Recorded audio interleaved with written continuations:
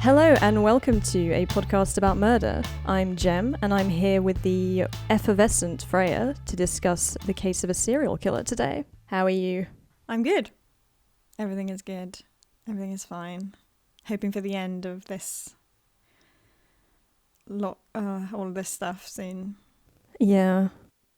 I mean, what more can you say, I guess? You get torn between this feeling of like, they're gonna ease the lockdown and you're like, you want that to happen. But you know that when they're going like, yeah, get back to the office. Yeah, go to your friend's house. What are you doing? Staying at home. Go to the office. And you're like, okay, but last time that sounds we did, stupid. and then you guys were like, what the fuck are you doing going to the office? Yeah. They act like it's our fault every time. Yeah, it's ridiculous. It's crazy. Anyway, that's just a little bit of COVID politics to start us off. This episode will be delving into the life and crimes of Charles Sobhraj, a serial killer also known as the Bikini Killer or the Serpent. I don't think the murders themselves necessarily warrant any particular warning, but we will be discussing situations involving psychological manipulation and coercion, as well as the inappropriate use of medical drugs. So people are drugged against their own will and without their own knowledge. So if that's something you're sensitive to, then you can not listen to this episode. And now I'm going to butcher his Indian name. Hachand Barnani Gurumukh Charles Sobhraj was born on the 6th of April 1944 in Saigon. His parents were Tran Long Phun and Hachand Bhavani Sabraj. His mother was Vietnamese and his father Indian. Charles' mother worked as a shop girl in an expensive men's clothing shop owned by his father, who was a wealthy businessman. Charles' early life was marked by war, as Vietnam was repeatedly occupied by foreign nations, such as Japan and France. When he was just 1 year old, Charles and his mother were kidnapped and held for ransom. Charles' father paid the ransom and they were both fine, but as you can imagine, this kind of atmosphere must have taken its toll on Charles' young mind. When Charles was 3 years old, his mother became pregnant with her second child by Hachand. Hachand, however, announced that he was abandoning his young family to marry another woman. Shortly afterwards, Tran met a French officer, Alphonse Darroux, whom she married. Darroux formally adopted her two children, Charles and his new baby sister. Charles remained intensely antagonistic towards his stepfather and refused to accept him as a paternal figure. Due to this strained relationship and Charles's desire to stay with his biological father, when Darroux was sent back to Marseille in France, Tran arranged for her son to stay with Hachand and left with her husband and daughter, leaving her 4-year-old son behind. It's interesting having you go through this, because I'm reading a book about him right now. The book goes into a lot of detail. I'm not finished with it. It's called... My God, I can't believe I'm reading a book right now and I've forgotten what it's called. It's called Serpentine. Yeah. Ah, yeah. Would you say Serpentine or Serpentine? I don't. I think you can say both. Yeah, it's really good at the moment so far, but it's quite a long, detailed and narrative way of describing what's his life. So it's interesting having read through these things in detail and then have you kind of go through them because obviously we don't have enough time. If we were going to talk about this guy's life, if I talked about his life, I mean, it's so fascinating, but if we were doing it in depth, it would take us all day. It would literally take hours and hours and we wouldn't even get to him being a teenager. He has this really complicated obsession with his biological father, like you said, where he's really into this idea that his real dad is this godlike figure when his real dad is actually kind of a scumbag. Yeah. and is always trying to abandon him. Yeah, but it's something that obviously has an effect on him as an adult because he just emulates his father because he views him as this wealthy businessman and it's like a man with money and power who treats women like garbage. And that's basically, as we'll see, that's sort of who he becomes. So, Tran abandoned Charles in Vietnam with his father. For several years, Charles was essentially left to fend for himself, as his stepmother wanted nothing to do with him. By the time his mother returned to Vietnam, he had already established a reputation as a troublemaker at school. Tran was shocked by her son's behaviour and, in agreement with Hachand, reclaimed her parental authority. Charles was moved back in with his mother, his stepfather, and 3 siblings. Charles kept trying to escape back to his father's, and his mother grew more and more desperate to keep him away, resorting to locking him in the bathroom and even reportedly tying him to a bed for several days on end. All this really accomplished was making Charles very good at escaping situations he didn't want to be in. There's a lot of stuff that I had to cut about his relationship with his mum, but I wouldn't say it's a loveless relationship, but she has a very stern way of parenting and resorts to very traditional ways of child education. And if I'm not mistaken, she was young. She was very young. I think she was 19 or something when he was born. So she's obviously lost in a sense. You know, she's going to feel some resentment towards him as like a young mother who maybe didn't want this to happen. Well, that's the other thing, is that essentially a man who was in a strong position of power over her sort of kept her under with, like, you know, just sort of kept her on the hook for years and years, and she had these two kids that he didn't care about. He wouldn't really support them. I mean, I think he did support them financially, but just abandoned them. And she was also, as you said, very young. I think she was maybe a teenager when they met. In 1953, his mother and stepfather returned to Marseille, taking Charles with them. Around this time, Charles developed a bedwetting problem, most likely due to the numerous abandonments he had suffered during his childhood. When Charles was 9, his mother and stepfather returned to Vietnam with their children, but decided to leave Charles and his sister in France in Catholic boarding schools. At this time, Charles didn't even speak proper French, and he was the victim of racist bullying by other children at the school.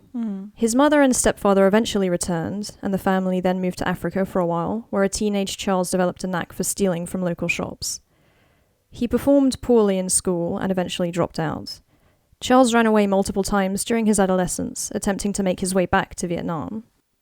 He would stow away on ships, but would always inevitably be found out, and return to his mother, and then his parents would have to pay the fee of his illegal trip, which made him a financial burden on the family on top of his unruly behaviour. Yeah, so he's got he's always trying to get back to Saigon to... Yeah, it's obsessively, it's all he thinks about, basically. By the time Charles was 16, his stepfather could tell there would be no way to convince him to stop trying to run away to Vietnam. He approached Charles with a proposal. He would write to Sobhraj asking him if he would be willing to take Charles back. If he was, Charles would be allowed to return to his father in Vietnam. If he wasn't, Charles would accept his answer and stop trying to escape from his family in France. Charles readily agreed to his stepfather's proposal. Hatchan replied to the letter, stating that he would shortly be in Paris on business, and the matter would be discussed then in person. I think it's worth pointing out that the stepfather, the French guy, is like pretty, he seems like a reasonable guy, and he's taken these kids under his wing, which is nice, and he's trying to offer Charles all the help that he can kind of Well, this is offer. the thing. Tran wasn't married when Charles and his sister were born, and he formally adopted them. So he's given him he's given him some sort of security in life from the get-go. And he goes out of his way to try and get him French citizenship and things like that to help him have a sense of...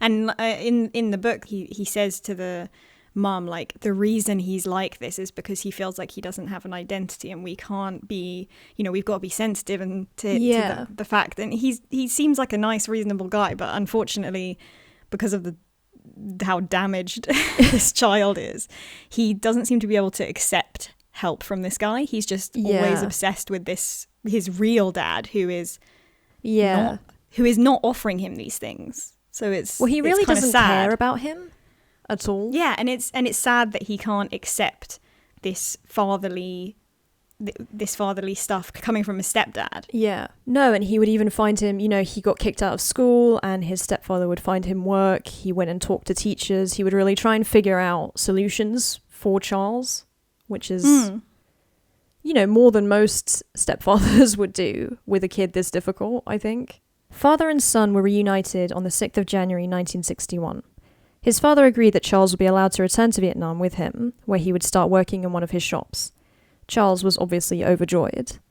Hatchan promised he would send a plane ticket as soon as Charles had the proper documentation to travel and return to Asia. Alphonse then started procedures to get Charles an official French passport. Charles waited for news from his father for several weeks after he got his passport, growing steadily more anxious with every passing moment, thinking that he had been forgotten yet again. Desperate, he decided he would buy his own ticket. The only problem was that his job at a restaurant didn't pay him nearly enough to cover the price of a plane ticket to Asia, so he decided to turn to armed robbery in order to quickly get the money he needed. He broke into 2 women's homes, holding them at gunpoint as he stole their money. The second time he did this, he was caught by the police, and although both victims ultimately withdrew their complaints against him, his passport and nationality were revoked. Alphonse was able to obtain a laissez-passer, which is a sort of temporary, one-use travel document, and Hatchand finally sent the ticket. Charles left for Vietnam in March 1961.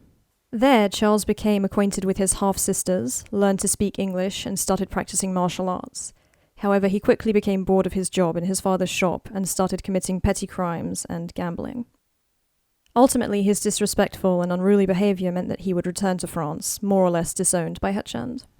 Upon returning to France, Charles was granted a temporary visitor's permit and was not allowed to legally be employed in the country. This, of course, only encouraged him to continue his life of petty crime, mostly stealing cars, which landed him in prison on several occasions. He also received a deportation? Deportation. You went all fancy with it. Yeah. Deportation, darling. Deportation. Yeah, deportation. He also received a deportation order. The problem was, he was technically nationless, so the authorities didn't know where to deport him to. During his time in prison, he met and befriended Félix Descogne, a wealthy man who volunteered at the prison offering legal aid.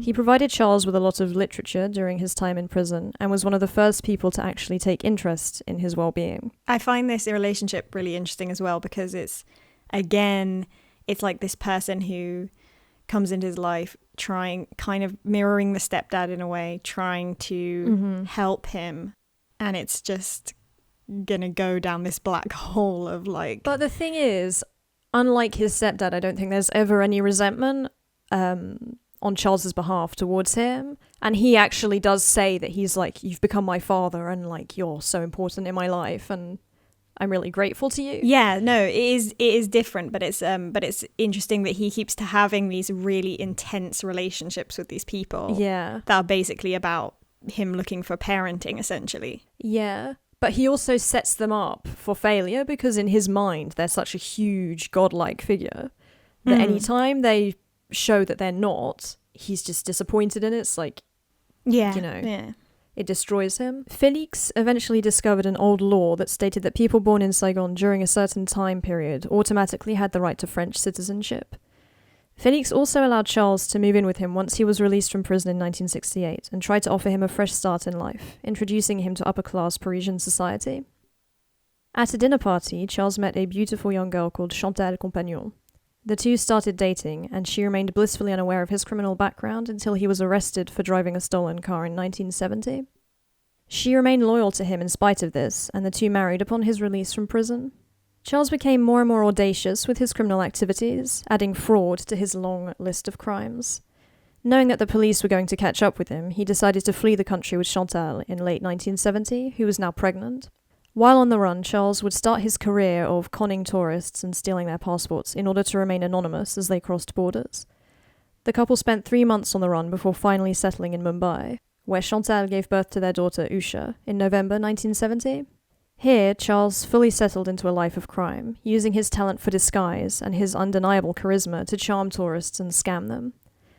After a while, Charles was even able to befriend many wealthy Asian businessmen and started to make a name for himself as a gem trader. Charles was eventually caught and arrested for robbery. With Chantal's help, he was able to escape from prison and the two fled to Afghanistan. There, both Chantal and Charles were arrested in July 1972, not for their involvement in a number of crimes, but because they had forgotten to pay their hotel bill. Classic. It is crazy how it's like they would have gotten away with this had they not forgotten this one minor thing. Once the police started looking into them, however, they discovered Charles's criminal past fairly easily. Once again, Charles was able to escape prison, leaving Chantal behind. He hadn't abandoned her completely. His plan was to return to France and pick up Usha, who had been sent to live with Chantal's parents several months before Charles's arrest in India. Then, the two of them would head back to Afghanistan and somehow free Chantal, and then rebuild their life as a family. Charles was travelling with 2 women at the time he committed his first murder. One was a nanny he had hired to look after Usha. The other was a tourist who had hitched a ride with them. Charles had stolen a car to cross the border into Iran. He had subdued its owner and placed him in the trunk of the car, planning on dumping him by the side of the road in a less visible area. However, the car's owner had died, most likely from heat stroke or dehydration. As Charles was ditching the body, the tourist travelling with them discovered him. He convinced her to keep quiet about it, although she would ultimately divulge to an undercover Interpol agent that she was travelling with a French smuggler and passport forger. Charles was arrested, and many of the countries he had committed crimes in started connecting them back to him. In 1973, Chantal, still imprisoned in Afghanistan, read that Charles was to be extradited to France and tried for his various crimes. When her family finally paid her bail, she was allowed to return to France and was reunited with her daughter. Although she still loved Charles, she decided to sever all contact with him for her and Usha's good. True to form, Charles managed to escape from prison before his extradition and made his way to Turkey, where he settled in late 1973. He would spend the next 2 years on the run. He was at a loss following what he perceived as Chantal's betrayal and abandonment. However, his younger half-brother André would soon fill the void in his life. André idolized his older brother and was willing to do almost anything for him. He became Charles's partner in crime, and the duo operated primarily in Turkey and Greece, where they were eventually arrested in Athens. Yeah, I read this went back to their childhood as well, like that they were really close, but also that they looked really similar. Yeah. And that sort of contributed to this feeling that they were of closeness. Yeah, because I assume he's maybe one of the older children that Tran and Alphonse had, but I'm not sure. But no, I remember there was one incident that was in the book that I read where when they were living in Africa and he was starting his sort of first robberies, when he would break into shops and steal sweets and toys for his siblings. His sister and André came with him. And they were just like wowed by the fact that he was so good at this and so slick. And then they tried to do it without him. Yeah. And they were found out, obviously. So there's obviously a history of him wanting to emulate Charles. So when they were arrested, Charles convinced André to switch identities with him. He knew that the police would focus their attention on the notorious international criminal Charles Sobhraj. And posing as André Darrow, Charles was able to escape, leaving his brother to rot in jail for 18 years. So obviously the feelings aren't mutual. Yeah. Unfortunately. I mean, this is really sad for André, but... Yeah, it is sad because, without his influence, he would probably not be in that situation. Yeah. I think he's just a very influenceable person. Is that a word? Had to call you out there. Influenceable? Is that a word? I would say easily influenced. Yeah, that's probably more correct. I can't miss an opportunity to drag down the English queen. Following this, Charles spent some time travelling around Asia before finally settling in Thailand. Over this time, he developed his typical con. He would approach tourists, befriend them by posing as a wealthy gem salesman, then drug them in order to steal their passports and possessions. In the spring of 1975, Charles met Québécois tourist Marie-André Leclerc. She immediately fell under his spell, and he convinced her to uproot her life and move to Bangkok with him. In doing so, she became the first and most devout member of the small community he would build in Thailand. As soon as she arrived in Thailand, Charles convinced her to use a false name, assuring her that it was for her safety. Aware that Marie-André was a fiercely independent woman, Charles set about intentionally trying to psychologically break her. He borrowed money from her, guilted her for being wary of him despite his numerous ongoing affairs, and kept her passport from her, effectively making her his prisoner, as she was financially and emotionally dependent on him. Around this same time, Charles met and befriended a young Indian man named A.J. Chowdhury. A.J. quickly became Charles's right-hand man, assisting him in any way that he could in his criminal activities. Charles and Marie-André moved into a flat in a residence known as Canit House. This would become their base of operations. Charles, Marie-André, and AJ developed a well-practiced routine, befriending and drugging tourists in order to steal from them. Often, Charles would drug his victims with laxatives and convince them they were suffering from dysentery. Then, Marie-André, posing as a nurse, would administer various medicines in order to cure them of this illness. This actually allowed her to keep drugging them, inducing and maintaining a state of physical weakness and emotional dependency on the couple until they had what they needed from them. Wow. That is bizarre. Yeah. Very devious behavior. It's so much more complicated than I feel like it needs to be. It just shows such a callous disregard for a person. I don't know. It's one thing to off someone for their money, which is terrible. But like to keep a person alive in a state of almost like torture, like a physical thing, keep them alive and then keep draining them of their...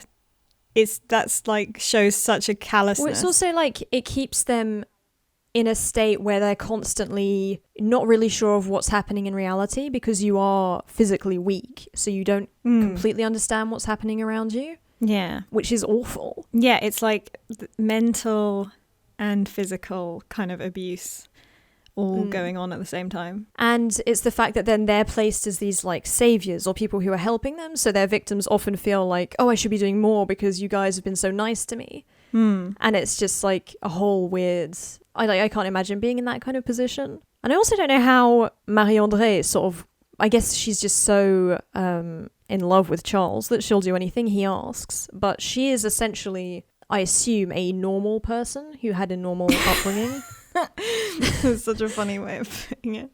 Well, because Charles has clearly suffered some kind of psychological damage from his childhood that has maybe manifested itself in some form of psychopathic or sociopathic behavior. Yeah.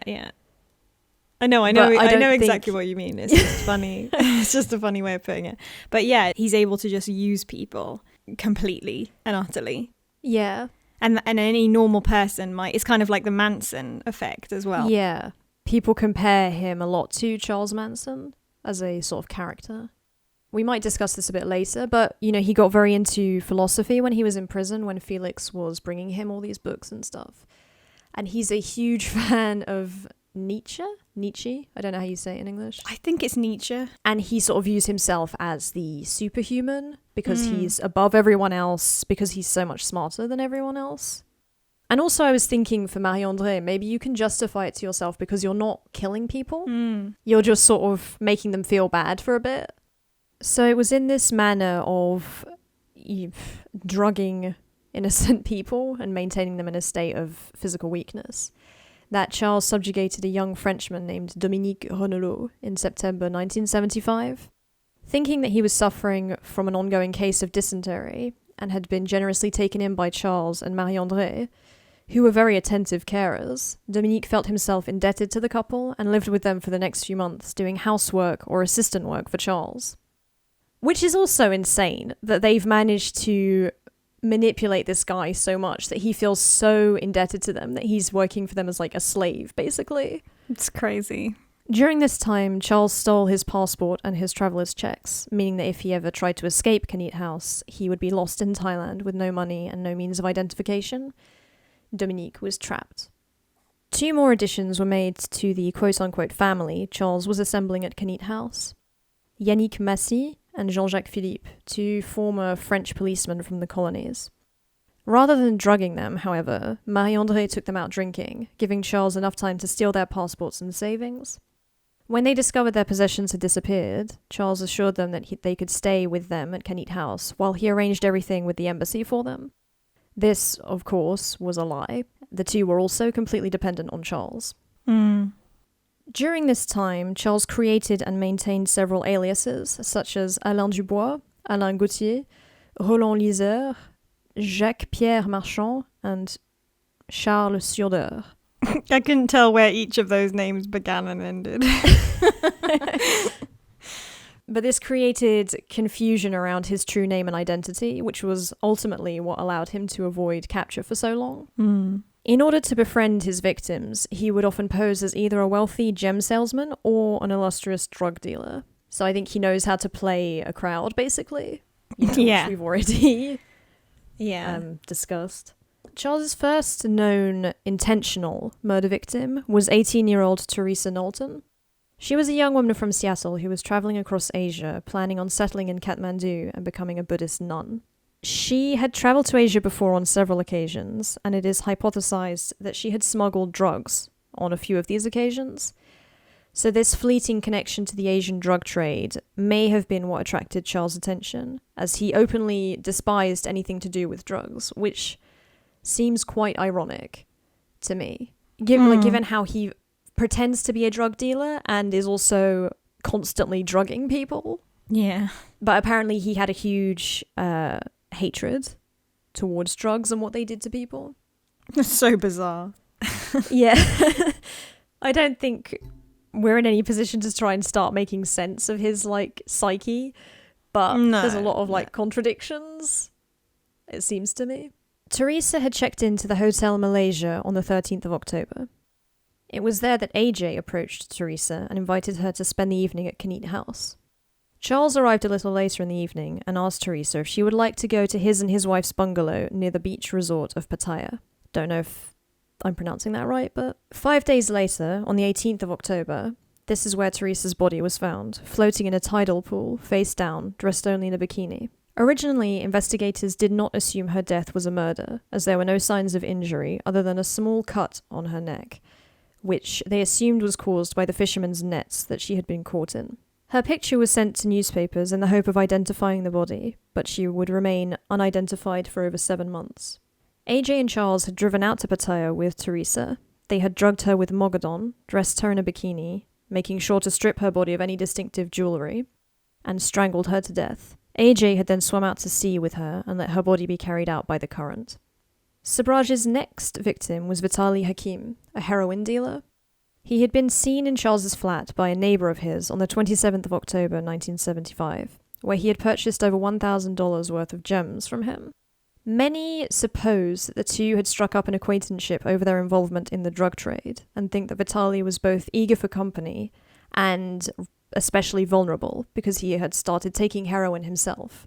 So he'd lost a lot of weight as a result of this, and the effect of the drugs that Charles had fed him was quite overwhelming because of this. Under the pretense of going to visit a gem mine, Charles, AJ and Vitali left Canete House at 11 p.m. on the 27th of October. Dominique recalls Vitali staggering, seemingly unable to carry his own weight. Charles and AJ drove Vitali south. When he awoke, they drugged and interrogated him about his contacts in the drug trade. They then drove to Pattaya, the place where Theresa Knowlton had been murdered. Charles's description of the murder, as reported in On the Trail of the Serpent, is as follows. AJ and I dragged the Turk out of the car, and clack, I broke his neck. I took out the petrol and left it next to the body. I reversed the car back onto the road and faced it in the direction of the highway, about 600 meters from the track. Then I came back to AJ, and we threw some rags over his face and poured petrol on it. Oh my God. It burns better that way. The rags stop the liquid from evaporating. If you put it straight on the face, most of the petrol just runs to the ground. I poured some more under the head and the body, and all through his clothes, soaking them. Otherwise, it would have just burned the grass. After the petrol had soaked through everything, I say to AJ, okay, in 1 minute you light, and as soon as you do, run towards the car. Already I started hurrying to the car because I knew there would be a big flame. I got in the car, turned on the lights, and then I saw it. Whoosh. A big red flame, the whole sky lit up. AJ came running, and we drove off. There's something about when killers use, egregious use of onomatopoeia in there. Yeah. Clack, I broke his neck. Whoosh, the fire went up. It's like, Jesus Christ. But it does a lot to help you understand the complete lack of, empathy in that. Yeah. You know. The burnt remains of Vitali Hakeem's body were found on the 29th of October by a local rice farmer. The autopsy revealed that Hakeem had actually been burned alive. Did you say he'd been burned alive? Yeah, which is a strange inconsistency with Charles's account of the murder, because he seems to suggest that he broke his neck and killed him instantly. Well, he could have broke his neck in a sense, but not fully. But then he just kind of passed out. I mean, I would pass out if you broke my neck or partially broke it. Yeah. So, but the reason they know that he was definitely burned alive is that they found smoke in his lungs. That is so absolutely horrific. That is, I can't imagine a worse thing. I actually can't. Yeah. I mean, in this case, I don't know how conscious he was of being burned alive. But that doesn't, I mean, it doesn't make it better, but I'm just saying, like, I hope at least that he was passed out to the point where he didn't feel he it. maybe couldn't feel. And if his neck was broken, I'd like to think that would be kind of like having some kind of spinal tap, like he might not have had proper pain. Yeah. No, it is awful. And it's the fact that, and I guess he's recounting this murder having committed several others, but that this is his second murder, and he seems to be like, no, I know how to burn a body. You need to do it like this. Otherwise, it doesn't work. And I'm like, well, how did you gain this knowledge? Yeah. Yeah, but he has this way of like you said, he was sort of basically a con man that's his job, is conning people. And conning them mostly into the idea that he has success, that he has wealth, that he's succeeded in all of these things, and that he knows about all of this stuff and he's amazing. And he lies basically all the time. So I kind of just feel like this is another extension of that personality where it's like, I know all about this. Yeah, I'm an expert at everything I do. That's exactly it. And we'll discuss it a little bit towards the end of the episode. But it's interesting because the people who wrote the book that I read interviewed him several times, and they were just like, but he knows everything. He's so in control, and he really does very tightly control the image that others have of him, and he wants that image to be that he is a very intelligent man who knows exactly what he's doing all the time. So of course he lies to corroborate that. As with Theresa Knowlton's murder, there was little evidence found at the scene, and it was thought to be a suicide, which is a weird thing that happens a lot when police find a body that's been horrifically burned to death, and they assume it's a suicide. And I just don't know why you ever would commit suicide in this way, or why you would assume a person would. But it must have happened enough times. There are so many more options that it just blows my mind that anyone would consider that, but it's not unheard of. No, and I do think it's also possible that someone may not be in a completely lucid state of mind and do it. But it is very rare to kill yourself by burning. Extremely rare, I would say.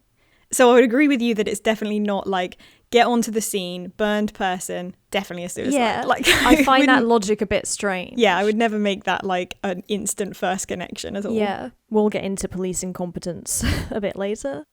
Sabraj and Chowdhury's next known victims were a young Dutch couple, Henk Britannia and his fiancée Cornelia Hemke. Charles had met them in Hong Kong in early December 1975 and invited them to Bangkok, where the couple planned to spend a week in order to renew their visas and continue their trek across Asia.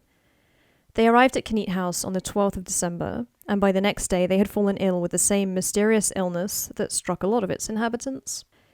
It is thought that Charles had planned on making Henk and Cornelia members of his entourage in a similar way to Dominique, Yannick, and Jacques.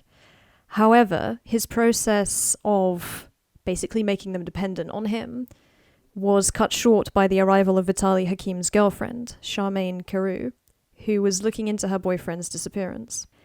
Seemingly panicked by her arrival, Charles and AJ drove the couple out to the small town of Rangsit on the night of December 15th, under the pretext of giving them a drive to the hospital for medical attention.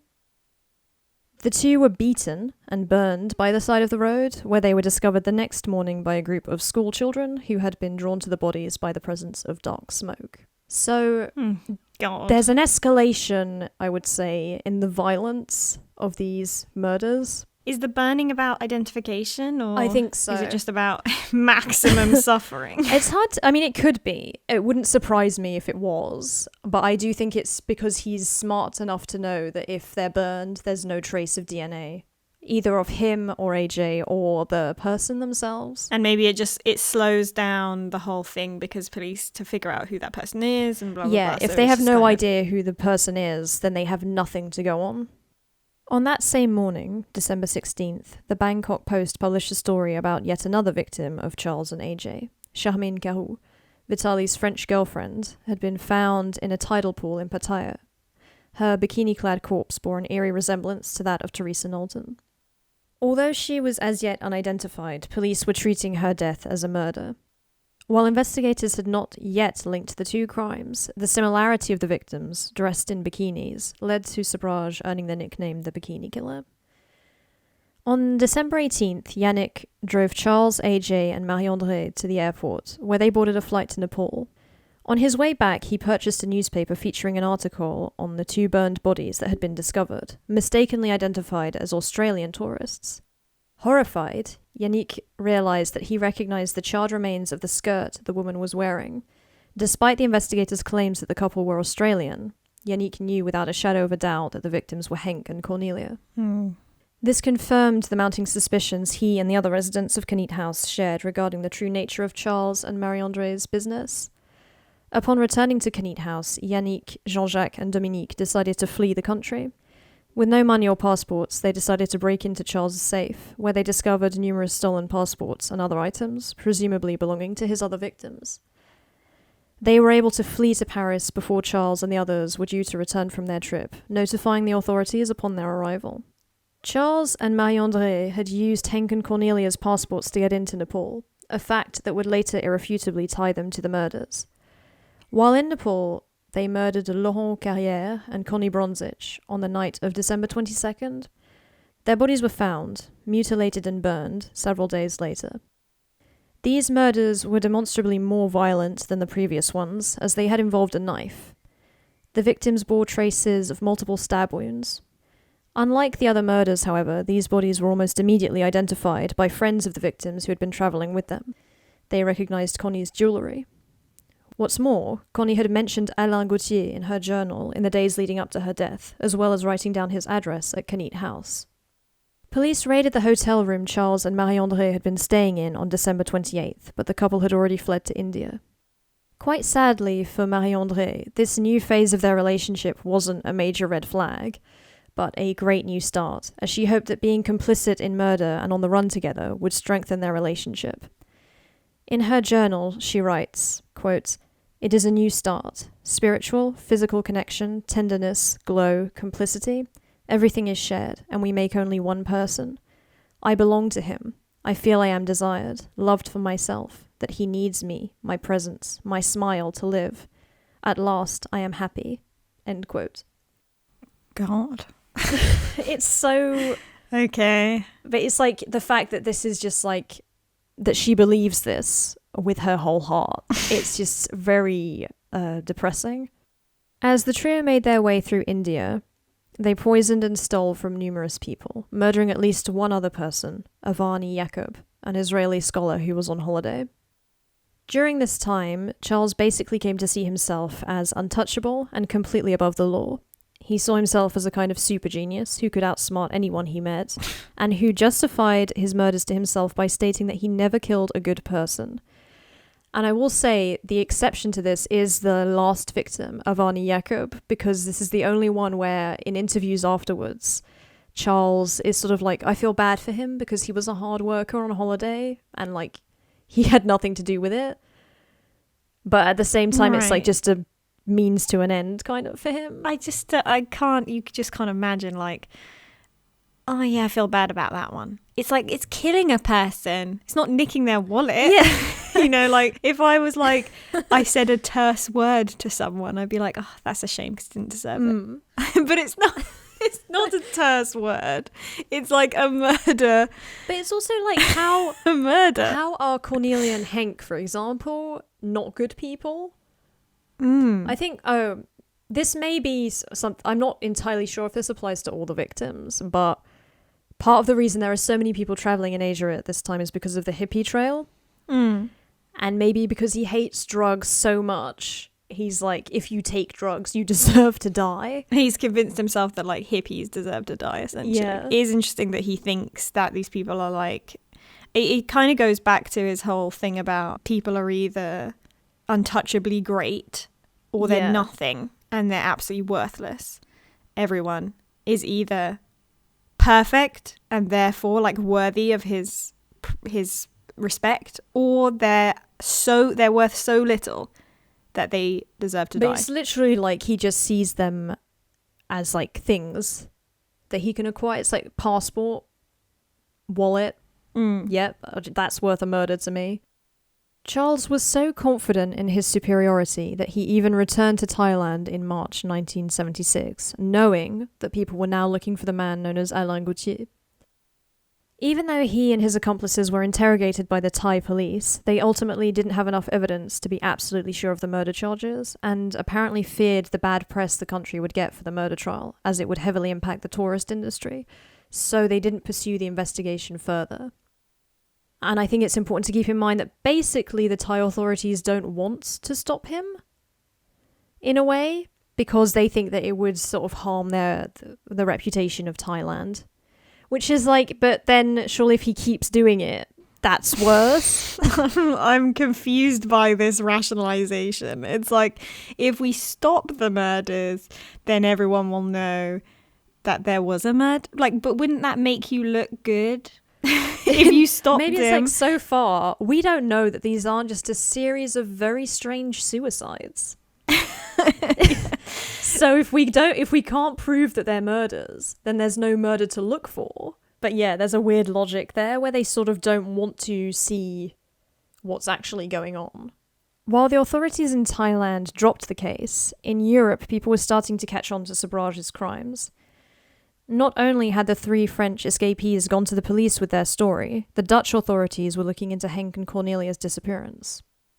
Diplomat Herman Nippenberg started piecing together information and eventually realised that the murdered couple that had mistakenly been reported as Australian may have actually been Dutch. He and his wife arrived in Bangkok to continue their investigation in February 1976, where he was able to identify the bodies of Henk and Cornelia. What made them think in the first place that they had to be Australian? No, but what makes it even stranger that they came to this conclusion is that she was wearing, I think it was her, it could have been him, but one of them was wearing a shirt that said, like, I love the Netherlands or something, which... Okay. Or were they, did they look at that and they were like, the Australians are known for loving the Netherlands, so but they must be Australian. There might have been a missing Australian couple around the same time. Okay. I guess it is a bit weird that someone from the Netherlands would wear a top that says I love the Netherlands. I would never wear a top that was like I heart London or I heart England. That would never happen. And I've actually, even the most patriotic English person, I have never seen anyone wear like a t-shirt that's like I heart England. Yeah. Or I heart But the I UK. guess maybe it could have been like a going away present before they went on their like sabbatical or whatever. As a funny gift. Maybe a couple, they were witnessed before the murders and interacted with people, and maybe their accents and their just overall foreignness to the region got mixed up because they're going to be speaking English. Yeah. I assume to be most understood. And sometimes some Dutch people, you could mistake them from coming for quite a few different places. Yeah. Also, these Thai people are probably just like, it's a fucking white person, isn't it? Could be from anywhere. Yeah. The local authorities confirmed Nippenberg's hunch that Sabraj was involved in the deaths of Cornelia and Henk, as proven by their passports and their possessions in his house. However, they were unwilling to go much further with the case for the reasons previously stated. Undeterred by the local law enforcement's lack of response to Sabraj's crimes, Nippenberg was allowed to conduct his own investigation. Little by little, Nippenberg was able to untangle the web of deception that surrounded Sabraj and the murders, and he basically put together like this airtight case before going to the sort of head of the authorities with it, because he wanted to be absolutely certain that they would follow through with it, basically. On the 11th of March, the Thai police raided Sabraj's flat, looking for Alain Gauthier. So, Sabraj was there, but he posed as someone else, saying that, I don't know, Alain's just gone. And they were like, okay. I can't believe that worked.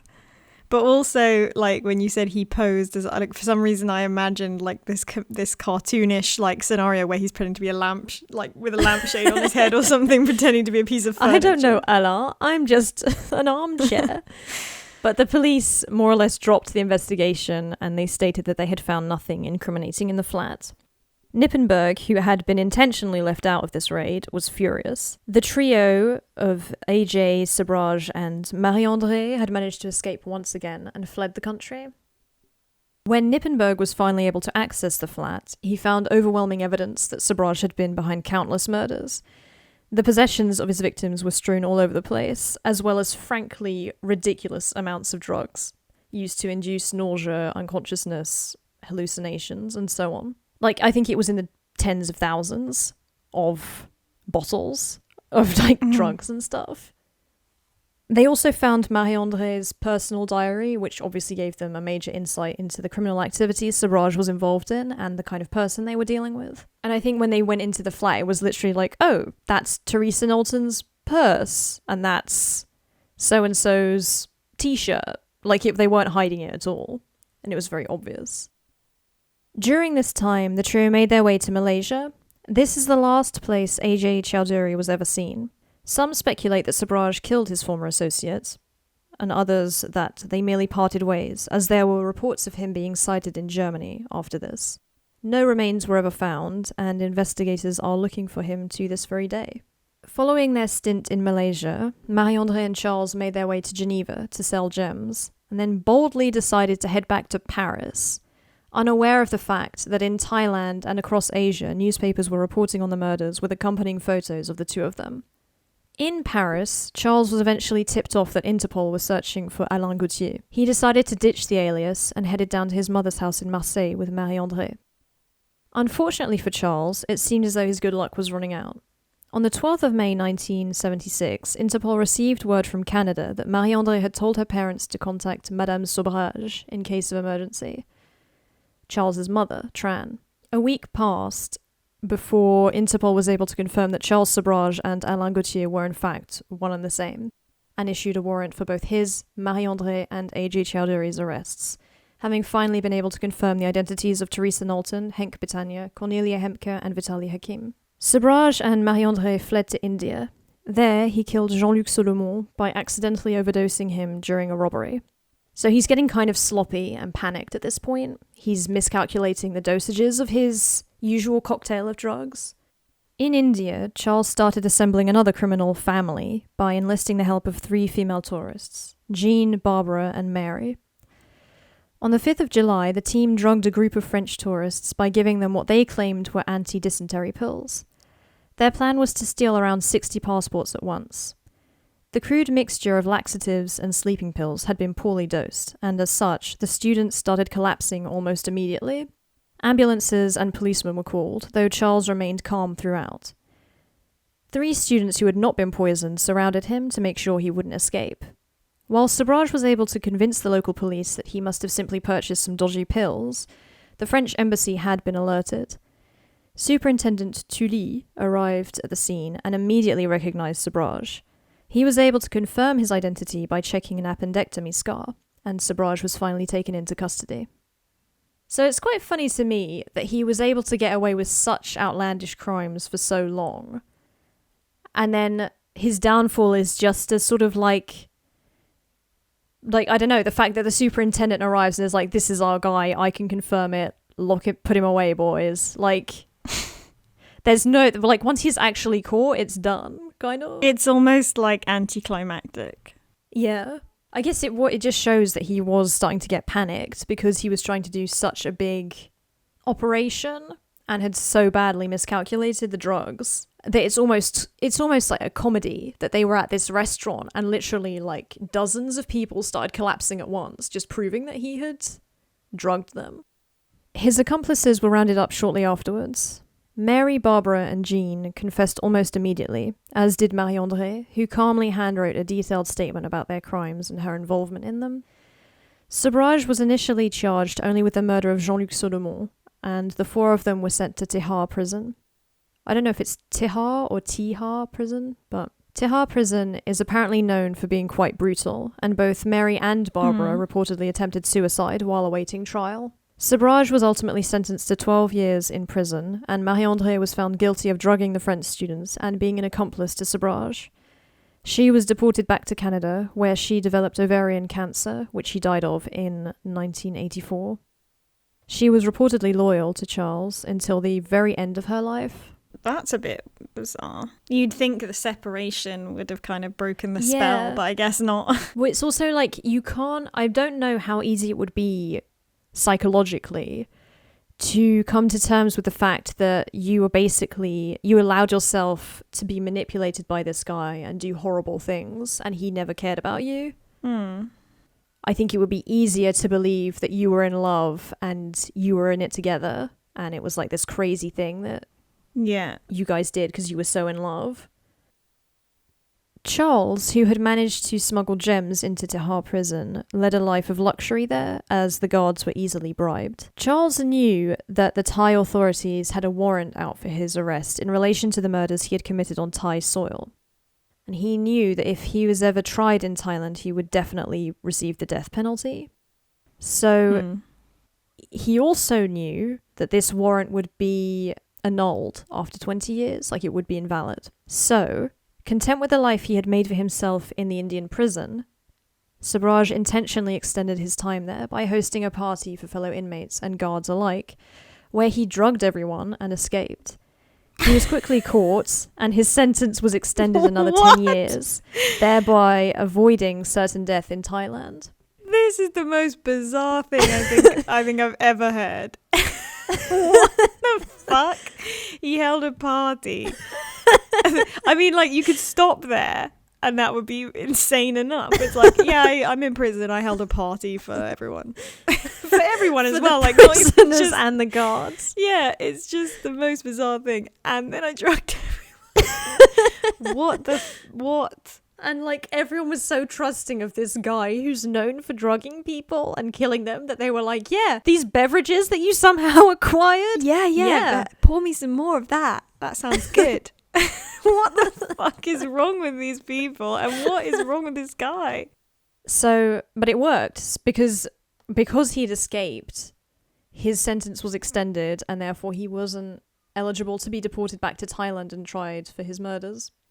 Charles became something of a celebrity over the course of his trial and imprisonment, giving exclusive interviews to journalists in which he described the murders he had committed in great detail, while somehow simultaneously denying his responsibility for them, and I'm not sure how. In 1997, at the age of 52, Charles Sobraj's sentence came to an end and he was extradited to France, a free man. Upon returning to France, Sabraj basically lived like a minor celebrity, reportedly asking for as much as $15 million for the rights to make a movie based on his life. This lavish lifestyle was obviously a slap in the face to all the families of the victims and investigators who had worked tirelessly on the case. In a completely baffling move, and for totally unknown reasons, Charles returned to the only country on the face of the earth that had an outstanding warrant for his arrest, Nepal. He was immediately arrested upon his arrival in 2003. What a joke. Sabraj appealed the conviction, claiming that he had been sentenced without trial, but he remains in a Nepalese prison to this day. Oh my god, he's still alive. I actually didn't know that. He's still alive. He is just living his life in Nepal. But why? And some people speculate that he only did it because he was, he wasn't getting as much attention. What kind of prison is he in now? Like, I'm just trying to think of a scenario where that's the ideal situation. I'm not totally clear on what the general vibe of this prison is, but a few years ago, he claimed, like, he held an interview with a journalist stating that he'd married a Nepalese woman who was like 19 or something at the time. And the authorities at the prison denied this, saying that they hadn't, he wasn't allowed to marry her. All that had happened was that her family had come round and they'd performed a traditional marriage ceremony. So they're engaged, kind of. But I'm like, I don't understand how you would be able to come round to a prison with your family and do that. Unless it was a pretty lax prison to begin with, but... Sometimes you're allowed to have, because of the value that society places on things like marriage, sometimes you are allowed to get married in prison. But it is bizarre to have so many family kind of be allowed to go. I'm still trying to get my head around, like, why this would be his ideal scenario, because he had all the control in this situation. And we know, and he might over-exaggerate his intelligence, but he's definitely not stupid. He knows that if he goes back to Nepal, he's getting arrested. So what is the game plan? Like, Is it the comfort almost of the guaranteed life that goes on, if you see what I mean, as opposed to now I have to deal with my own shit. And he doesn't know any life outside of being a criminal. Yeah. And he's so high profile now that you could never be a criminal again, kind of, on that scale. He can never be a criminal again, and he can never do anything else. Yeah. Maybe it's just a thing where it's like, well, God, where can I go and what can I do? Might as well go to a prison. Yeah. Because then at least you know, every day I do this, every day I do that. And then someone's in charge of my welfare, which is kind of something that he's always been looking for. Like, yeah.